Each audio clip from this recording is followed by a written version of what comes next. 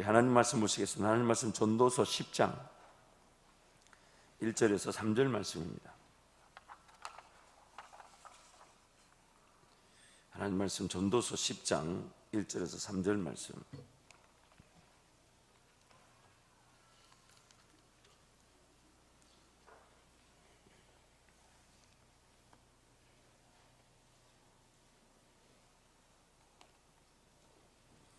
전도서 10장 1절에서 3절 말씀, 우리 석절 말씀을 함께 선포하겠습니다. 제가 가진 성경 957페이지입니다.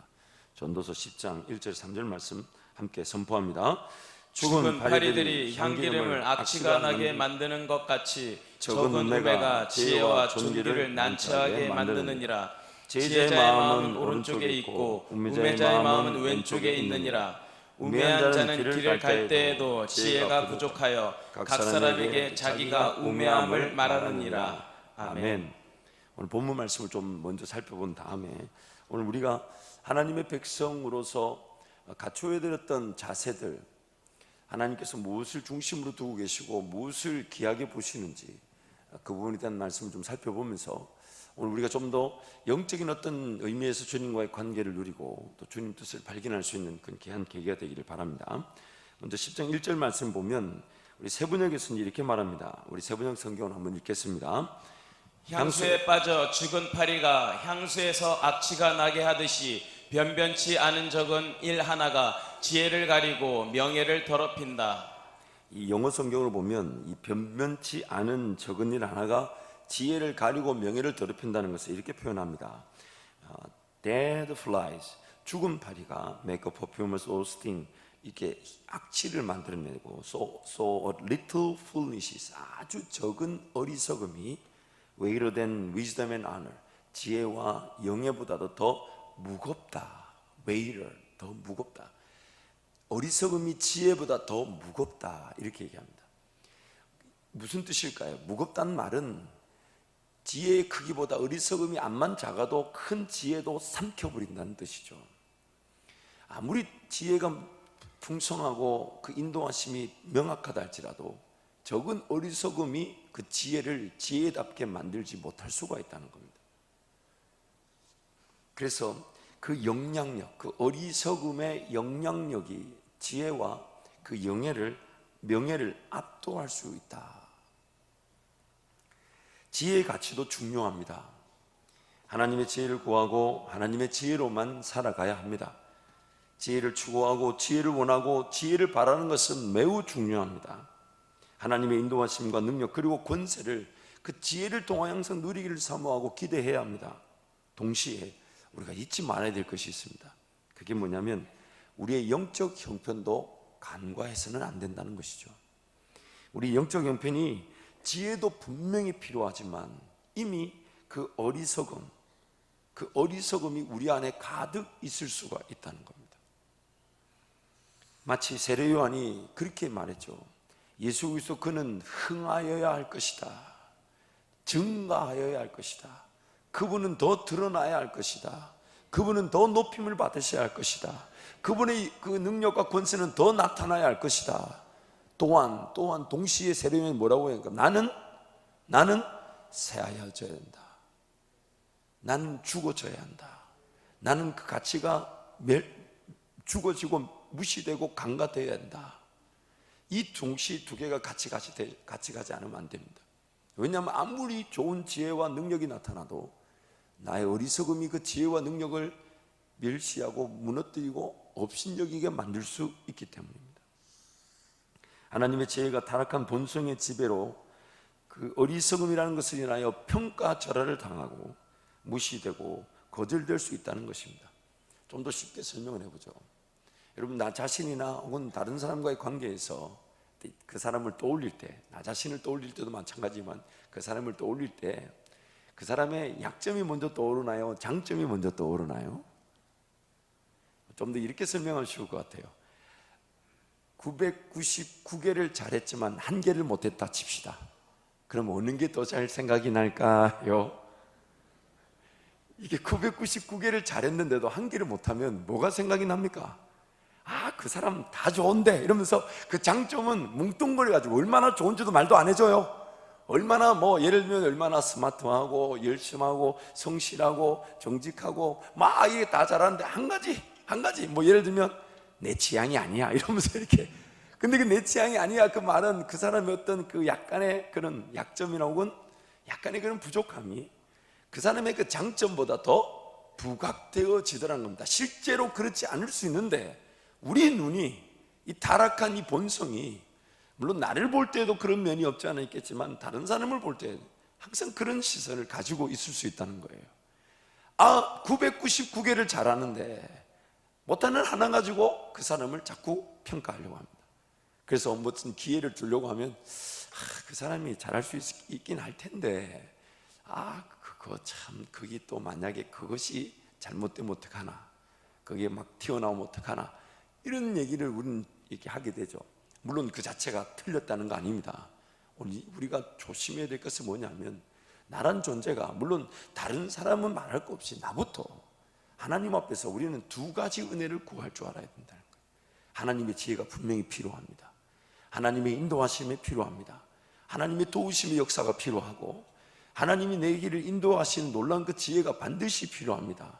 동시에 나란 존재가 그 하나님의 지혜를 지혜답게 여기지 못할 수 있다는 것. 오히려 하나님이 일을 하고 싶으시고 이 역사를 드러내기를 원하시지만 나의 어리석음이 그 역사를 무시하고 간과하게 만들고 거절되게 만들 수 있다는 거예요.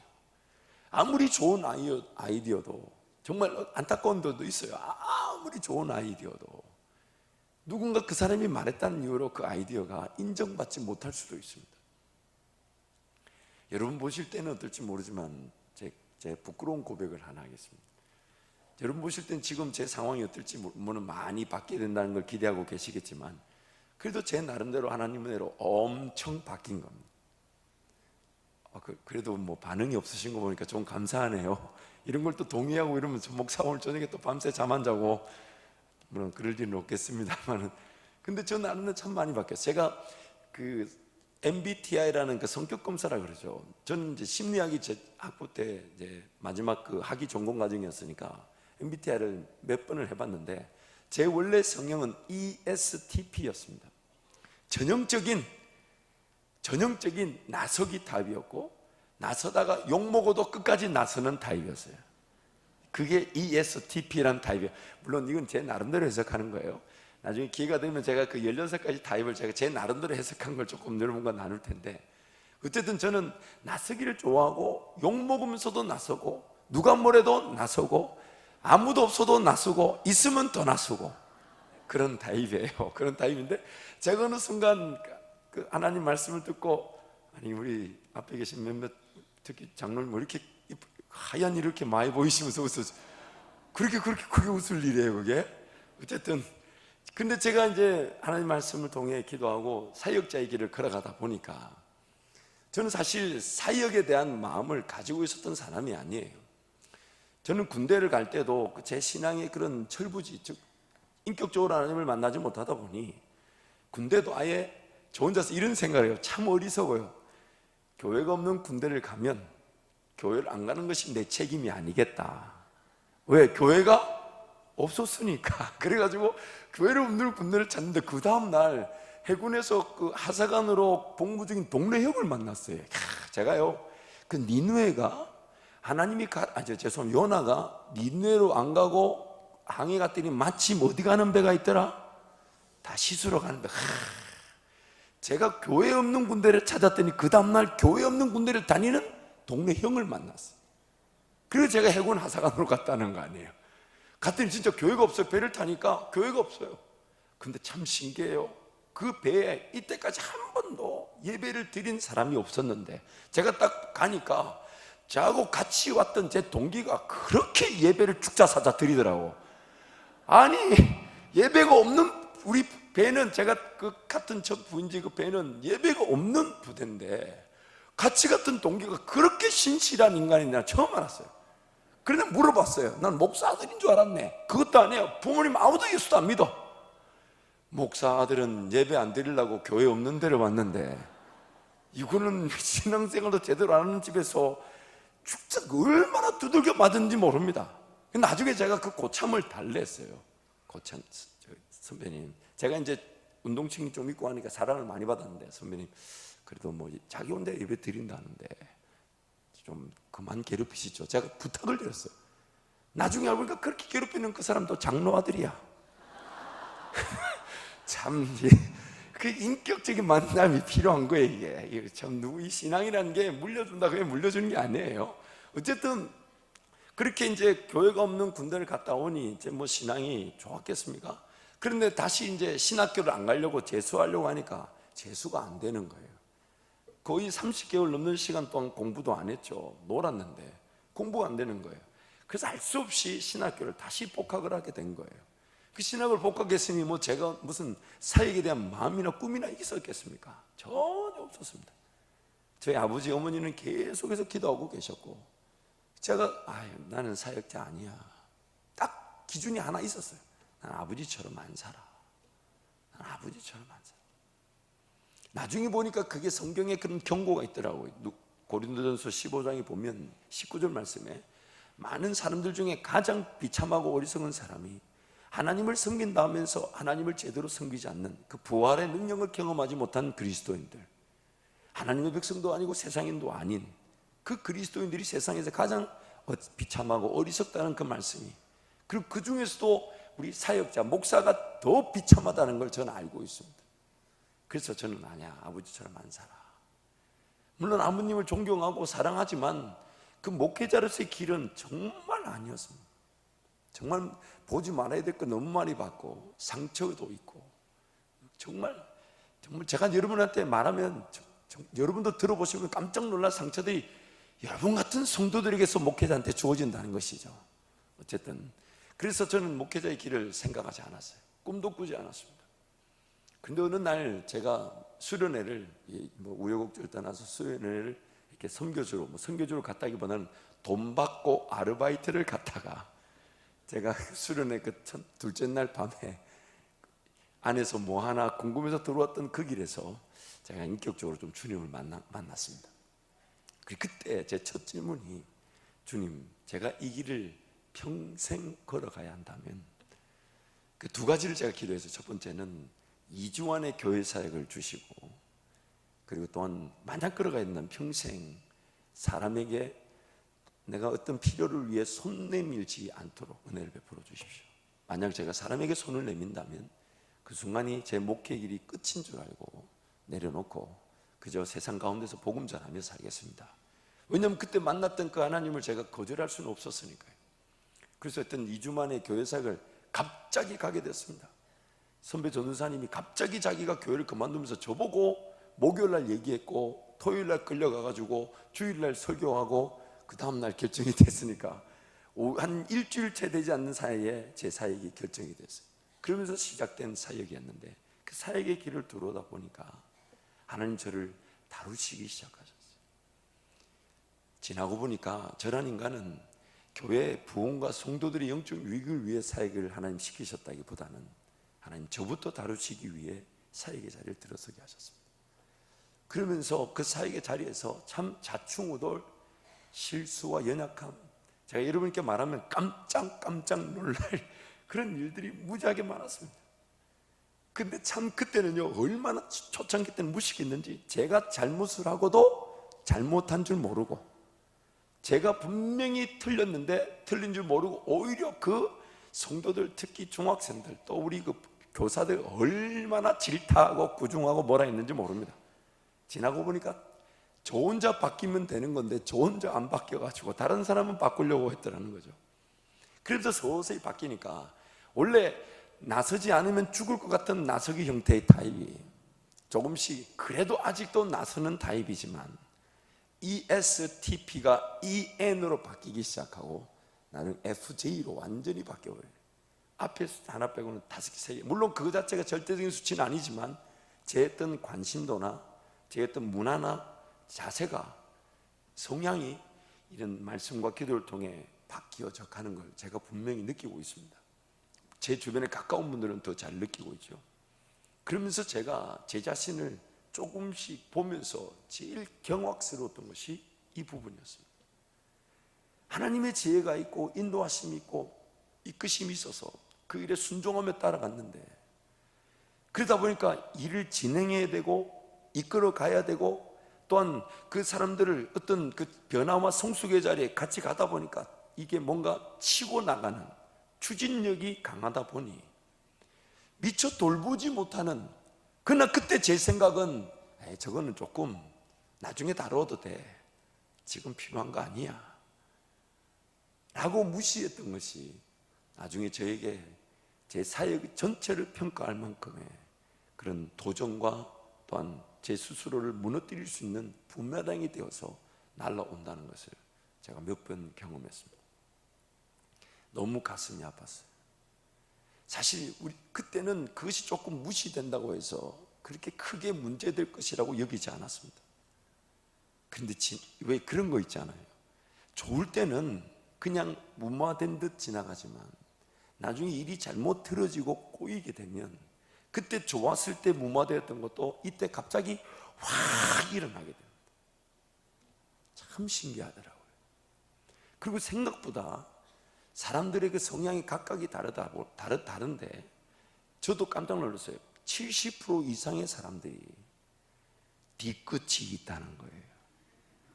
뭐 뒤끝 없는 사람이 어디 있겠습니까? 뒤끝 없는 사람이 어디 있겠습니까? 많은 성향마다 좀 다르지만은, 그래서 제가 심리학과 교수님한테, 교수님 저는 뒤끝이 없는 것 같은데요 했더니, 자네는 뭐 뒤끝은 그렇게 없는 편이지만 뒤끝까지 있어가 되겠나라고 얘기하셨어요.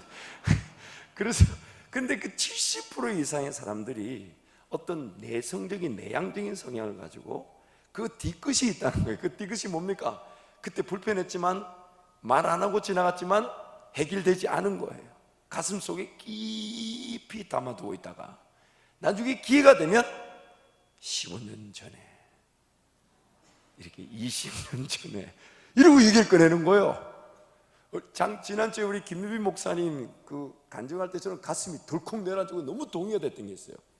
김유빈 목사님 그분도 자기 나름대로 최선을 다했지만 상처를 많이 주고 하다 보니까 그 사모님이 아마 이렇게 한탄하는 듯한, 이렇게 뭘 잘못해서 물어보기도 하지만 어느 날 부엌에서 사모님 혼자, 그날은 좋은 날인 줄 알았는데 사모님 혼자 설거지하면서 갑자기 한숨을 쉬고 눈물을 흘리고 있으니까 목사님 물어볼 거 아니에요. 왜 그래? 오늘 또 뭐 때문에 그래? 그러니까 사모님이 뭐라고 대답했답니까? 그냥. 뭐라고 했다고요? 그냥 아무것도 아니야. 그럼 막 이게 남편 입장에서는 그게 굉장한 두려움이에요. 뭐가 또 끄지고 올라왔는지, 지나간 줄 알았는데 그게 안 사라졌는지, 이런, 물론 그렇지 않을 수도 있겠지만 그런 어떤 그게 있어요. 있을 수 있죠. 그런데 사역을 같이 하고 함께 걸어가는 이들과 함께 어떤 하나님의 은혜를 구하고 걸어가는데, 그래서 뭔가 분명히 나아가야 될 방향도 보았고 함께 동의도 되었지만 다 다루어 다 돌봐질 수 없기 때문에 몇몇이 무시되고 일을 막 추진하다 보니까 나중에는 무시되었던 그분들이 덩어리가 져가지고 크게 어떤 앞길을 가로막을 때가 있더라는 겁니다. 예전에 제가 사역이 아니고 군대에서 제가 보면요, 이게 100명이 있다면 99명하고는 굉장히 가까운데 꼭 한 명을 놓치는 경우가 있어요. 근데 그 한 명은 다른 이유가 아니에요. 제가 자기 타입이 아니라는 거지. 제가 처음에 군대 갔을 때 다 저를 좋아하는데 한 사람, 그 고참이 한 사람 항상 저를 싫어하는 거예요. 그래서 그냥 다 만족시킬 수 없겠지 이러고 지나갔는데, 오늘 제가 어떤 아이디어를 내고 그 아이디어로 이제 체육대회가 진행되고 이렇게 할 텐데 갑자기 그게 틀어졌다는 거예요. 그래서 보니까 저를 별로 안 좋아하는 그분이 끝까지 반대한다는 거예요. 그래서 제가 물어봤어요. 찾아가서 도대체 왜 반대합니까? 라고 얘기했더니 저한테 뭐라는지 아니면 네가 하는 건 다 싫어. 제가 그 말 듣고 사실 그때는 충격이 아니었어요. 돌아서서 저런 게 다 있나 싶어서 그냥 나와버렸어요. 근데 나중에 제가 서서히 제가 하는 교회에서 섬기고 사역하면서 제가 다듬어지면서, 물론 아직도 많이 다듬어져야 됩니다만은 그때 그 사람의 그 마음이 이해가 되더라고요. 내가 좀 더 저 자세로 받아주고 용납하고 기다려줬으면 됐는데 제 눈에는 지금 가야 될 길이 구말리고 빨리 가지 않으면 놓칠 것 같고 안 될 것 같은 느낌인데 그분을 그냥 배제하고 진행하고 또 그 고참 위에 고참이 저를 워낙 좋아하니까 그 고참하고 막 얘기하다 보니까 제가 그 고참을 또 알게 모르게 무시했던 것 같기도 하고 그래서 그때 그것을 제가 타산지석으로 삼고 있죠. 물론 그렇다고 해서 지금도 제가 장담할 만큼 다듬어졌다고 생각지는 않습니다. 오늘 우리 삶에 자세히 들여다보면 하나님의 지혜도 분명히 필요하지만 내 안에 고질적으로 고쳐지지 않은 불편한 그 한 가지가 아무리 많은 지혜와 능력이 나타난다 해도 그 내 어리석음이 그 지혜와 능력을 압도할 수 있다는 겁니다. 정말 그 사람의 얘기를 들어보면 너무너무 좋은 얘기인데 사람들이 수긍해 주질 않습니다. 왜 그런가 하냐면 그 아이디어 자체의 문제라기보다는 관계에서 그 사람의 어리석음이 다른 누군가에게 상처를 주고 아픔을 주었을 때 그것이 쌓이고 쌓이다 보니까 정작 일을 해야 될 나아가야 될 그 방향을 분명히 보고 들어봤을 때는 옳은 얘기인 것 같은데도 수용이 안 될 수가 있다는 거죠. 그럼 그렇다면 그때 하나님의 뜻은 무엇이겠습니까? 누구를 평가하고 판단하고 거절하고 쳐버리고 우리끼리 길을 걸어갑니까? 그렇지 않죠. 그 순간에 그 허락하신 뜻을 기억하고 나 자신을 살펴보아야 되는데 세례 요한의 고백처럼 하나님의 권능도 필요하고 능력도 필요하고 예수 그리스도의 그분의 권세, 그 능력, 그 은혜가 필요하지만 동시에 나란 존재도 다시 지켜보고 다듬어져야 한다는 거죠. 내 어리석음이 하나님의 지혜와 능력이 나타나도 그것을 압도할 만큼 그것을 무시되고 간과시킬 수 있는 이유가 될 수 있다. 죄로 말미암아 타락한 죄인들의 가장 큰 아픔은 긍정적인 면보다 부정적인 면이 훨씬 더 강조되고 잘 드러나고 부각된다는 것입니다. 분명히 좋은 점도 가지고 있고 장점도 그리고 잘한 일도 너무너무 잘한 일도 많지만 부정적인 면이 훨씬 더 크게 보이고 강조되고 기억에 남는다는 것입니다. 나의 어리석음이 많은 잘한 것과 하나님의 지혜를 무시하게 만드는 것도 문제지만 나의 시선이 누군가를 바라볼 때 또 그렇게 바라본다는 거예요. 잘하고 장점이나 은사를 보다는 못한 부분, 연약한 부분들을 본다는 거죠. 교회 안에서의 은사도 마찬가지입니다. 너무 좋은 은사와 능력을 가지고 있지만 다듬어지지 않은 연약함으로 인해 그 장점과 은사가 사용되어질 기회를 잃어버릴 수가 있습니다. 결국 나의 연약함이 어리석음이 성령의 은사까지도 가로막는 결국 주님의 몸된 교회가 피해를 입을 수가 있다는 것입니다. 그래서 하나님의 일차적인 관심은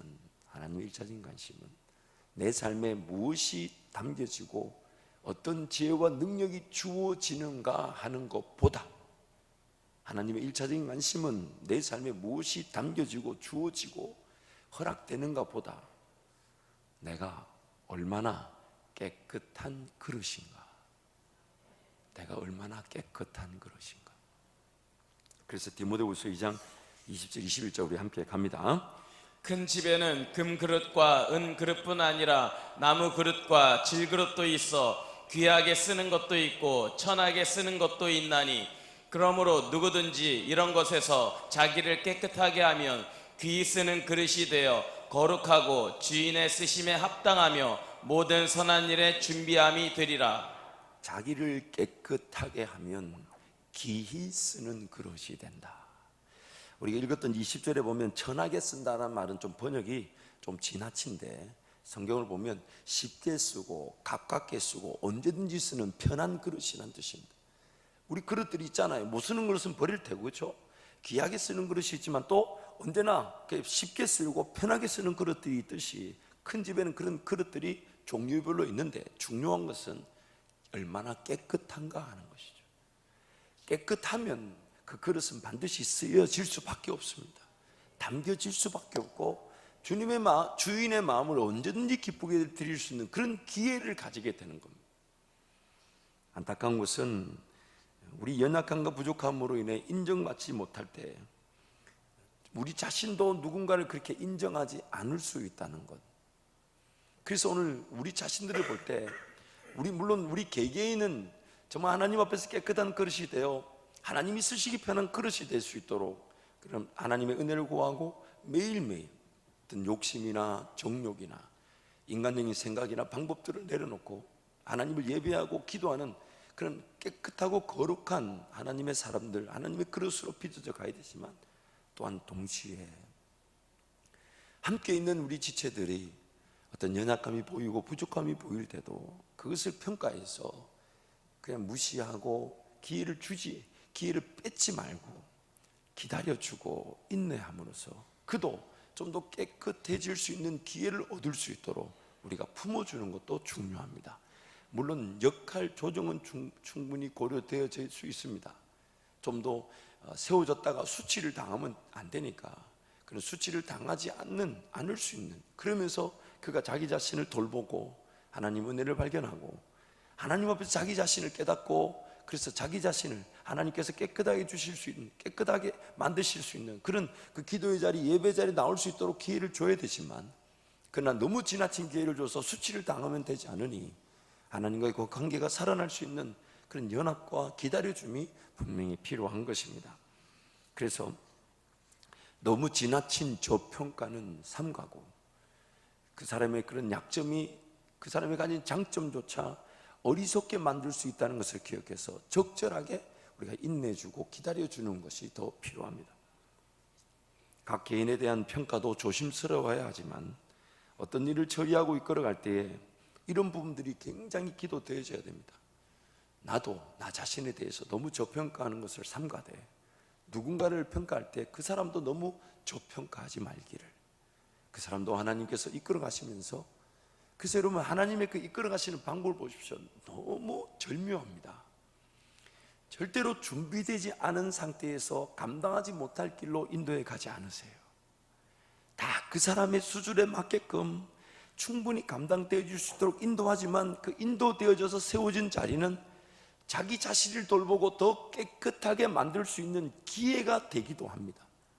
참 그 하나님의 세우심은 신묘막측합니다. 정말 그 사람이, 우리 솔직히 말하면 우리 모두 중에 완벽하게 깨끗하다, 거룩하게 준비되었다고 말할 수 있는 사람 누가 있겠습니까? 아무도 없어요. 누워서 침뱉기예요. 아무도 우리 누구가 저 사람은 완벽하다, 깨끗하다, 거룩하다, 혹은 나 자신이 그렇다라고 말할 수 있는 사람은 아무도 없습니다. 그저 우리 하나님의 은혜 가운데서 하나님의 그 분명한 기준과 선택에 따라 세워질 수 있도록 기도하고 인내하는 것 뿐이에요. 그래서 하나님이 세워주시는 것을 우리가 확인할 뿐인데, 하나님이 그 사람을, 오늘 저와 여러분을 어떤 인생의 지경으로 인도하실 때에 분명히 하나님은 우리가 감당하지 못할 길로 가자 하지 않으십니다. 우리가 수치를 당하고 넘어질 길로는 인도하지 않으신다 이 말이에요. 그러나 하나님은 그 인도되는 자리에서 감당케 하시면서 동시에 나란 존재가 조금 더 깨끗하여지고 조금 더 거룩하여지고 흠이 없어지기를 원하시는 것입니다. 그것이 같이 병행되다 보니 점점점 우리의 인생길은 주님이 우리를 사용해 주시면서 우리를 다듬어 가시는, 적절한 열매를 보면서 그런 기쁨을 통해 나 자신을 또 뒤돌아보게 되죠. 그래서 하나님이 우리를 이끌어 가시는 그 놀라운 인도하심에 우리는 귀를 기울이게 되는 겁니다. 그러나 우리 자신들은 항상 잊지 말아야 될 것이, 나의 어리석음이 하나님 나에게 베푸신 지혜와 능력까지도 삼켜버릴 만큼 치명적인 어떤 아픔을 가지고 있다는 것을 잊지 말아야 한다는 거죠. 항상 내가 뭔가 잘난 줄 착각하고 혹은 내가 뭔 줄 잘하는 줄 착각하고 그래서 미처 돌보지 못하는 것들이 나중에 나에게 아픔이 될 수 있다는 것, 내 작은 어리석음이 하나님의 큰 지혜를 무너뜨릴 수 있다는 것을 늘 기억해야 합니다. 그래서 우리 서로 인내해주고 기다려주고 받아주면서 그 하나님의 뜻을 보게 되는 것입니다. 종종 그런 대답을 많이 듣습니다. 하나님의 뜻이 무엇인지 모르겠습니다. 하나님이 내 길을 어디로 인도하시는지 모르겠습니다. 하나님 음성이 잘 들리지 않습니다. 하나님의 그런 역사하심이 잘 기대되지 않습니다. 그것은 결국 그 사람과 하나님과의 관계를 뜻하는 것이죠. 음성을 사모하는데 들리지 않는다. 하나님의 인도하심을 기대하는데 그 인도하심을 잘 못 본다. 하나님이 앞서 걸어가시면 언제든지 따라갈 것인데 그 앞서 걸어가신 하나님이 느껴지지 않는다는 말은 그 하나님과 그의 관계에서 하나님이 지금 그 사람이 바라는 것보다 더 긴급하고 우선적으로 다루고 싶은 부분이 있다는 것이죠. 그게 뭘까요? 그게 뭘까요? 예를 들면 이럴 수도 있어요. 하나님의 관점에서 볼 때 지금 우리는 뭔가 기대하고 바라고 길이 열리고 방법이 나타나기를 원하지만 하나님 보실 때는 지금 저 상태에서 길이 열리고 방법이 나타 길을 걸어가게 되면 그 사람부터 수치를 당하고 무너질 수 있다면 길을 보이시거나 방법을 보이시기가 어려울 수도 있습니다. 하나님의 1차적 관심은 어디에 있냐면 나란 존재가 하나님의 사람답게 지켜주고 보호함을 받으며 하나님 그분을 더 예배하는 것에 있는데 비참하게 쓰러지고 넘어질 길을 하나님이 인도하기를 원치 않으신다는 것이죠. 그래서 매 순간에 저와 여러분이 우리의 평생에 끝나지 않을 하나님의 인도하심, 하나님의 원하심은 바로 이것입니다. 나 자신을 깨끗하고 거룩하고 흠이 없는 존재로 하나님 앞에 내어드리는 것. 그래서 로마서 12장 1절 말씀에 그 거룩한 산제사, 변화를 받아 깨끗하고 거룩하고 흠이 없는 존재로 내 삶 자체가 하나님께 예물로 드려지는 삶. 그래서 구체적으로 좀 더 표현하자면 뭔가 주어질 것과 나타날 것에 대한 관심보다는 하나님 오늘 나를 빚어주시고 새롭게 하시고 변화를 받게 하실 것에 우리가 관심을 두게 된다면 하나님은 나를 깨끗하게 만드시고 거룩하게 만드시고 정결하게 만드시면서 또한 그에 합당한 길을 열어주시게 되는 것입니다. 그래서 항상 우리의 첫 번째 관심은 어떤 길이냐 방법이냐 권세냐 능력이냐 앞서 일하시는 하나님이냐 이것이라기보다는 나를 먼저 그릇답게 빚으시고 깨끗하게 하시기를 원하시는 그 하나님의 뜻이 우리에게 항상 주어져 있기 때문에 그래서 오늘 우리의 관심이 먼저 나 자신을 내려놓는 거죠. 행여나 내 욕심에 사로잡혀 하나님 은혜를 저버리고 있진 않나, 내 욕심에 사로잡혀 하나님을 이용하려고 하진 않나, 내 욕심에 사로잡혀 하나님을 섬기는 것조차도 내 방법대로 하나님을 섬기고 있진 않나.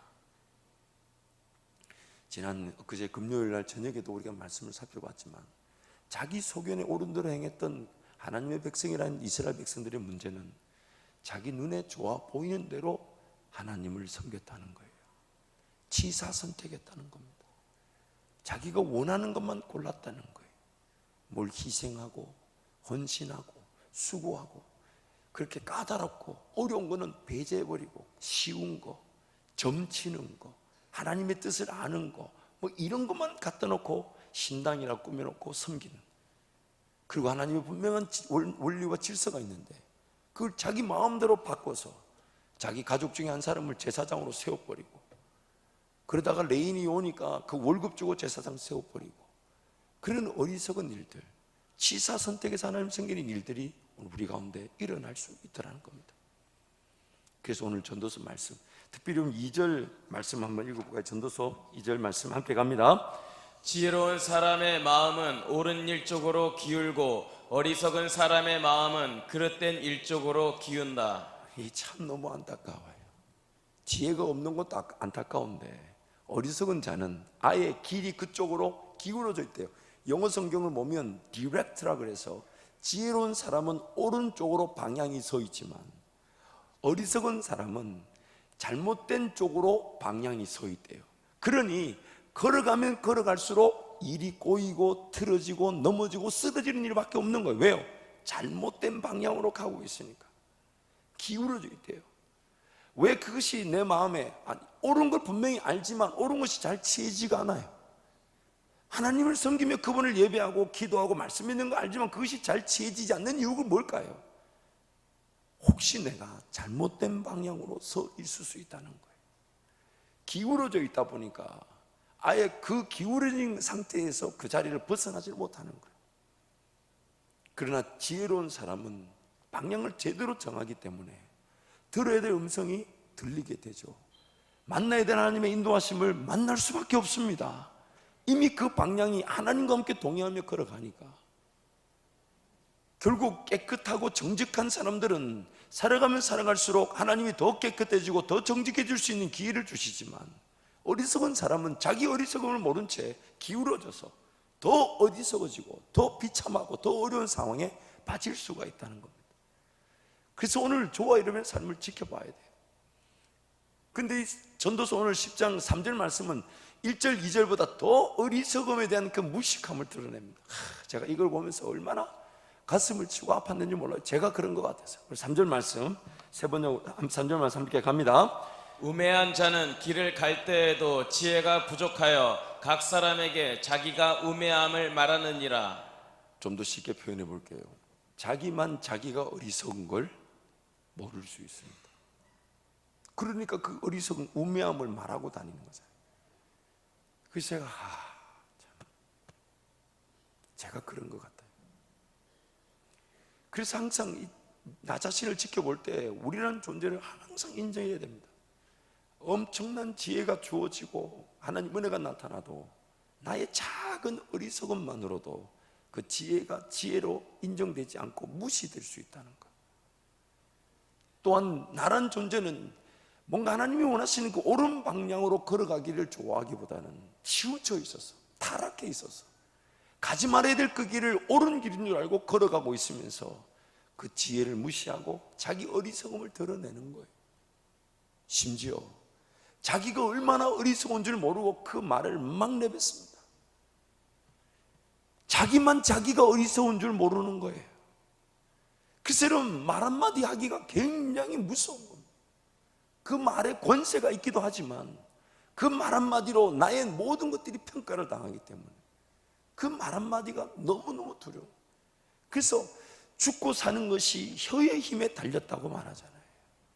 죽고 사는 것이 혀의 힘에 달린 이유가 내가 어리석은데 그 어리석음을 나만 모른 채 말을 하고 있을 수 있다는 거예요. 지금 내가 이렇게 말하는 것이 하나님의 지혜에 비추어서 맞는 것이 아닌지를 모른 채 그냥 말을 먼저 던질 수가 있다는 거예요. 그리고 그런 것들이 만약 용납이 된다면 우리 서로 함께 아파야 되는데 그 한 사람만 어리석은 게 아니라 그 어리석은 말이 용납이 되고 있다는 이 상황이 얼마나 안타까운 일일까요? 그러니 친구도 잘 만나야 됩니다. 웃어야 될 때 잘 안 웃으시니. 그래서 오늘 말씀을 통해 저와 여러분 한번 살펴보기를 축복합니다. 하나님의 지혜가 필요합니다. 그러나 그 지혜가 필요한과 동시에 나의 이 어리석음 자체가 깨끗해질 수 있도록 은혜를 구해야 합니다.